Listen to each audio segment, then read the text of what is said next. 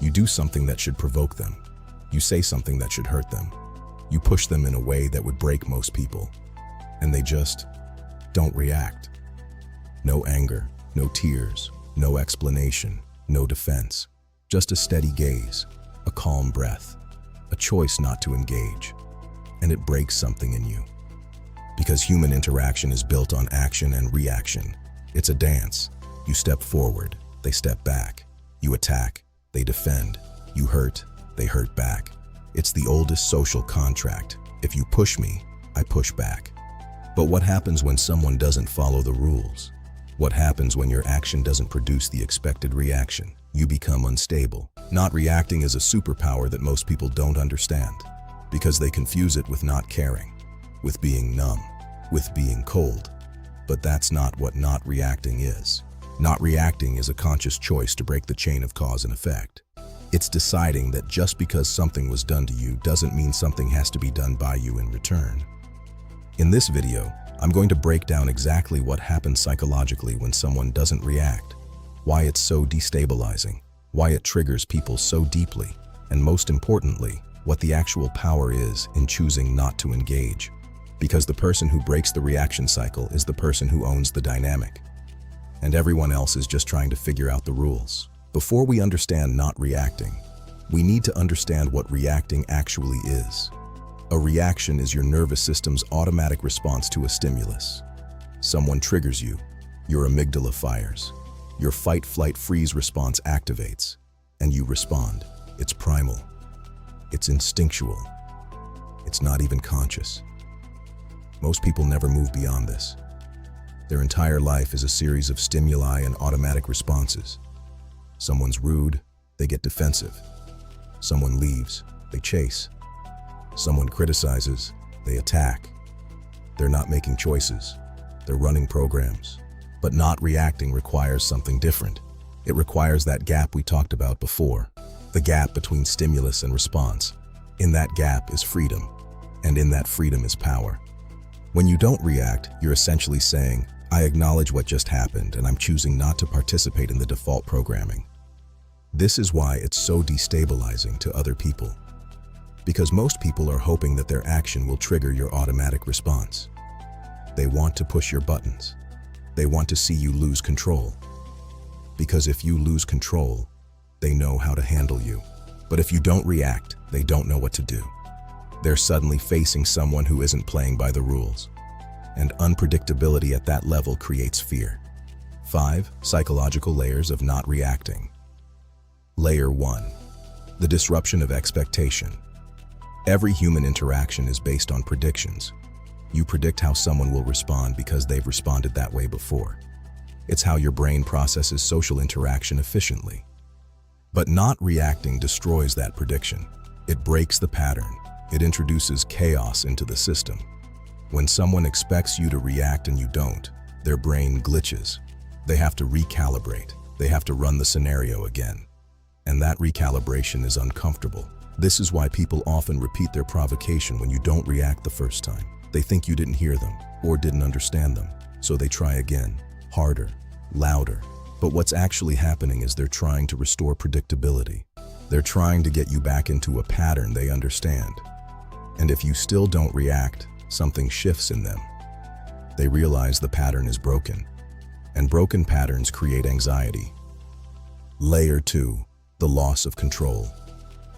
Most manipulation is based on one simple principle. If I can make you react, I can control you, because your reaction is predictable.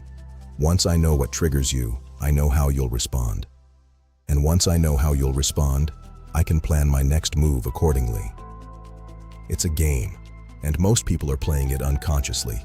But someone who doesn't react takes the game away from you, because they've removed your only tool, their reactivity. Now you're standing there, holding the weapon, and there's no one to fight. It's disarming in the most literal sense. This is where panic sets in, because control is gone. The person who doesn't react is not cooperating with your manipulation. They're not giving you the emotional response you need to feel like you have power. But if you're not reacting, they have no power. And that realization is terrifying. Layer 3, the mirror effect. When someone doesn't react to you, something very specific happens. You see yourself.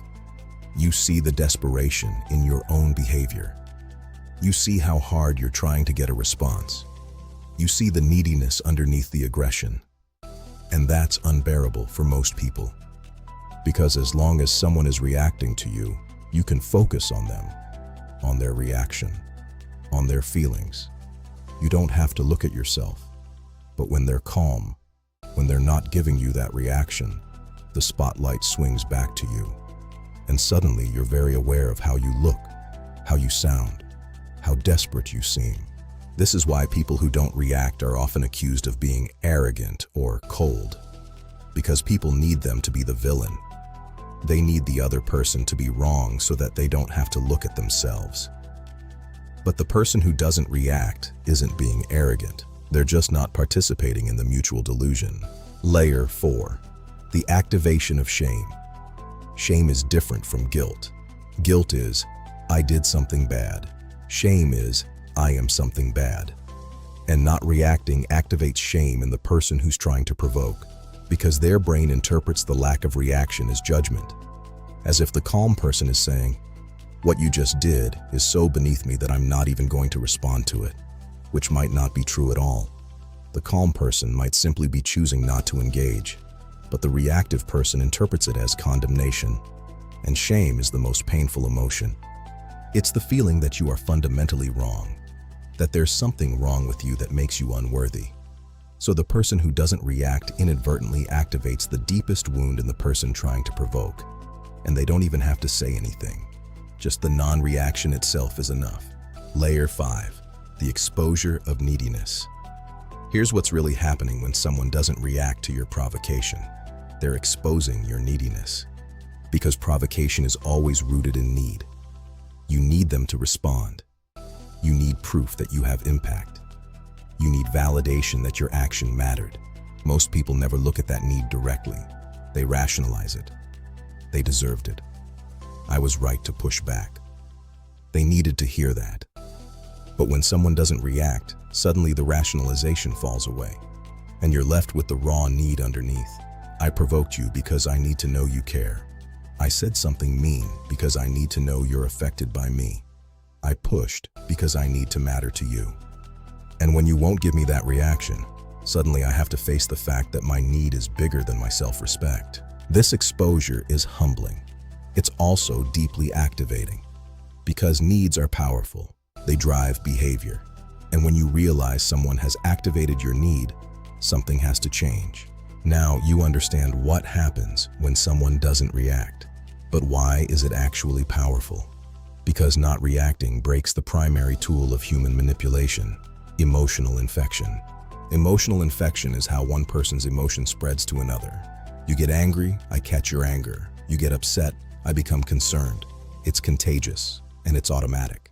But someone who doesn't react blocks the infection. You're upset, but I won't catch it. Your anger doesn't infect me. Your needs don't become my responsibility. This is the deepest form of boundary. A neurological boundary.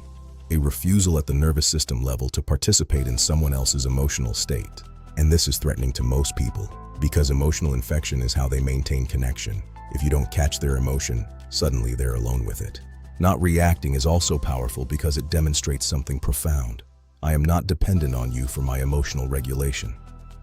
Most people are emotionally dependent, but someone who doesn't react is demonstrating complete emotional self-sufficiency. And that is the rarest and most enviable thing. Because emotional self-sufficiency means freedom. It means you can walk away from anyone. You can leave any situation. You don't have to tolerate anything. The practice of not reacting. So how do you actually develop the ability to not react? Practice. 1. Recognize the trigger. The first step is awareness. What specifically triggers you? What words? What situations? Most people are completely unconscious of their triggers. Every triggers are connected to wounds. Practice 2. Feel the urge without acting. Once you know your triggers, the next step is to feel the urge to react without actually reacting. This is literal practice. Someone says something that triggers you, and instead of responding, you just notice. You notice the anger, You notice the urge to defend, and you don't act on any of it. This is harder than it sounds. But each time you feel the urge and don't act, you're strengthening a new neural pathway. You're building the capacity to choose. Practice 3. Understand what not reacting actually means. It doesn't mean you're numb. It means you feel and you choose not to feed the cycle. This is integration. This is power. Here's what most people don't realize. Not reacting is not about the other person. It's about you. It's about deciding that your peace is more important. Most people think not reacting is submissive, but it's actually the opposite. It means you're so secure in yourself that whether they react or not doesn't matter, because the person who doesn't need a reaction owns the dynamic. The person who can stay calm in chaos controls the room. They are the person everyone else is responding to. This is why calm people intimidate. They've chosen freedom over control, peace over victory, self-respect over the need to be right. And that choice is the rarest thing in the world.